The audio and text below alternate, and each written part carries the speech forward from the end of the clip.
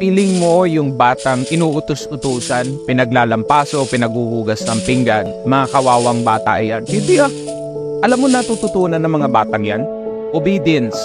Alam mo natututunan yan? Maging maliksi, maging malakas. Ang tunay na kawawa is yung mga batang binibaby. Kasi yung batang binaby, mga lampa. Mga batang binaby, mga iyakin yan. Mga walang alam gawin sa mundo. Paglabas niyan sa puder ng kanilang magulang, sasabihin ko sa ito yung mga batang to, mga batugan, tignan mo. Mapagalitan lang ng boss, iiyak yan, tapos magre-resign. Gusto mo ba ganun ang anak mo? Kung gusto mong umasenso yung anak mo, bigyan mo ng gawaing bahay.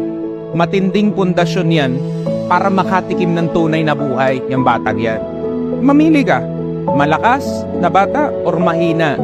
O ikaw, kapwa magulang ko, ikaw ang pipili niyan. Babyhin mo, lampay ang anak mo.